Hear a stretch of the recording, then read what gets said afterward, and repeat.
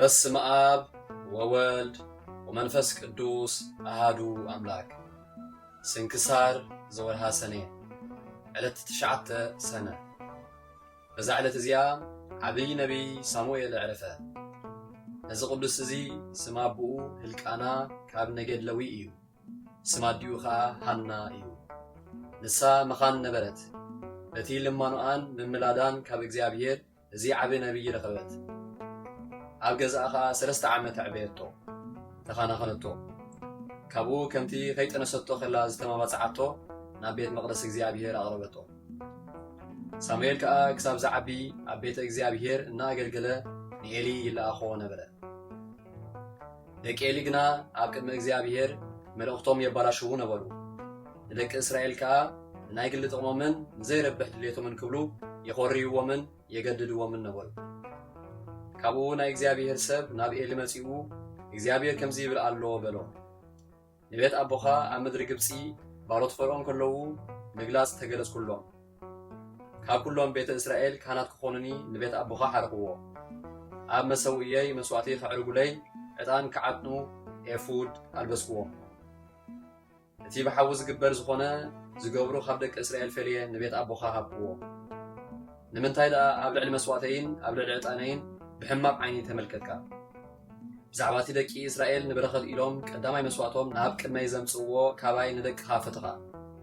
ብዛዕባ እዚ እምበር እግዚአብሔር ኣምላኽ እስራኤል ከምዚ ይብል ኣሎ፣ ኣነስ ንቤትካን ንቤት ኣቦኻን ንዘለዓለም ከተገልግሉኒ እሞ ክትከብሩ ኢኹም ኢለ ነበርኩ።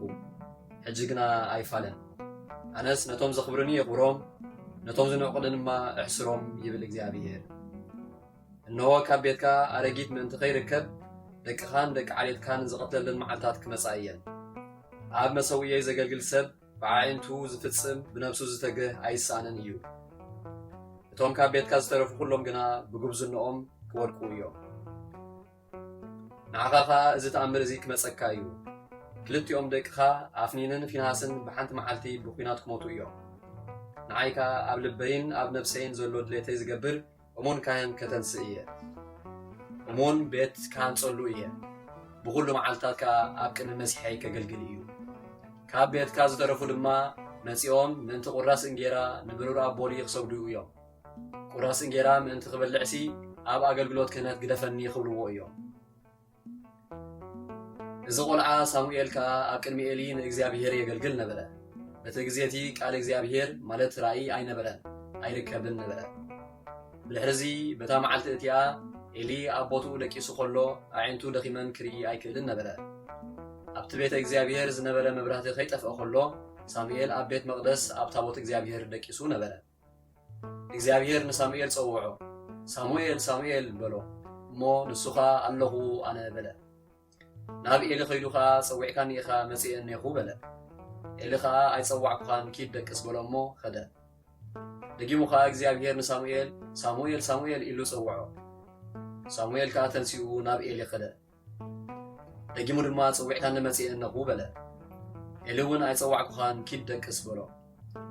ሳሙኤል ቅድሚዚ ንእግዚአብሔር ኣይፈልጦን ቃል እግዚአብሔር ከዓ ተገሊጹሉ ኣይፈልጥን ነበረ። መሊሱ ድማ ንሳልሳይ ግዜ እግዚአብሔር ንሳሙኤል ጸውዖ። ተንሲኡ ከዓ ናብ ኤሊ ኸደ። ጸዊዕካኒ መጺእ እነኹ በለ። ኤሊ ከዓ ነዚ ቆልዓ እግዚአብሔር ከም ዝጸውዖ ፈለጠ። ወደየ ኪድ ተመሊስካ ደቅስ እሞ እንተጸዋዓካ ወይታይ ባሪኻ ይሰምዕ ኣሎ ተዛረብ በሎ በሎ። ሳሙኤል ከዓ ኸይዱ ኣብ ቦትኡ ደቀሰ። እግዚአብሔር ከዓ መጺኡ ኣብ ቅድሚኡ ቆይሙ ከምቲ ናይ ቅድም ጸውዖ። ሳሙኤል ከዓ ጎይታይ ባሪኻ ይሰምዓካ ኣሎ ተዛረብ በለ። እግዚአብሔር ከዓ ተዛረቦ። ንቤት ኤሊ ብዛዕባ እቲ ደቁ ኣብ ልዕሊ ሕጊ እግዚአብሔርን ኣብ ልዕሊ ደቂ እስራኤልን ክፉ ዝገበርዎ ከጥፎ እየ በሎ። እዚ ኩሉ ከዓ ከምቲ እግዚአብሔር ዝተዛረቦ ኾነ።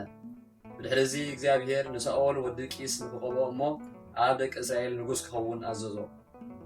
ሳኦል ትእዛዝ እግዚአብሔር ምስ ጠሓሰ ድማ መሊሱ ንዳዊት ወዲ እሰይ ንጉስ ነቢይን ካህንን ክኸውን ንክቐብኦ ኣዘዞ። ካብኡ ከዓ ንደቂ እስራኤል 20 ዓመታት ፈረዶም መርሖም እሞ ብሰላም ኣዕረፈ። ብዘይካዚ ዕለት እዚ ብ26 ነሓሰ ድማ መዘከርቱ ይገብርሉ እዮም። ምክንያቱ እግዚአብሔር በዛ ዕለት እዚኣ እዩ ጸዊዕዎ። እዚ ነቢይ እዚ ጎይታና ቅድሚ ስጋ ምልባሱ ቅድሚ 1500 ዓመት ነበረ። ጸሎቱን በረኸቱን ምሳና ይኹን ንዘለዓለም ዓለም ኣሜን። ሰላም ለሳሙኤል እንተ ልህቀ እምንሱ ለእግዚአብሔር ውስተ ቤተ መቅደሱ ይዞ በእዴሁ ከመ ኢያንሰሱ ሳኦል ቀዳሚ ሶበ ሰጠጣ ለነፍሱ እግዚአብሔር ሰጠጣ ለንጉሱ ሰላም ለሳሙኤል ዘዓበየ ብንእሱ ለእግዚአብሔር ኣብ ቤተ መቅደሱ ቢዱ ሒዙ ከይንቀሳቀስ ሳኦል ድማ ምስ ቀደዳ ንልብሱ እግዚአብሔር ከኣ ቀደዳ ንንግሱ በዛ ዕለት እዚያ ቅዱስ ሉኪያኖስን ካልኦቱን ምስኡ 4 ሰማዕታትን ሰማዕትነት ተቀበሉ። እዚ ቅዱስ እዚ ቅድም ናይ ጣዖት ካህን ነበረ። ንሰማዕታት ከሳቂዎም ብሓዊ ከቃጽልዎም ኣካላቶም ቆራርጽዎም ክቆጽዕዎም ምስ ረኣየ ደጊሙ እውን ዩልያኖስ ንጉስ ንሰማዕታት ብርቱዕ ሓላታ ሓዊ ናብ ዘለዎ ክውርውርዎም ከሎ ረኣዮ። እቲ ሓዊ ግና ኣብኡ እናተመላለሱ ፈጺሙ ከይተንክፎም ጥዑያት ኮይኖም ንእግዚአብሔር ከመስግንዎ ረኣዮም እሞ እዚ ቅዱስ እዚ ተደነቐ።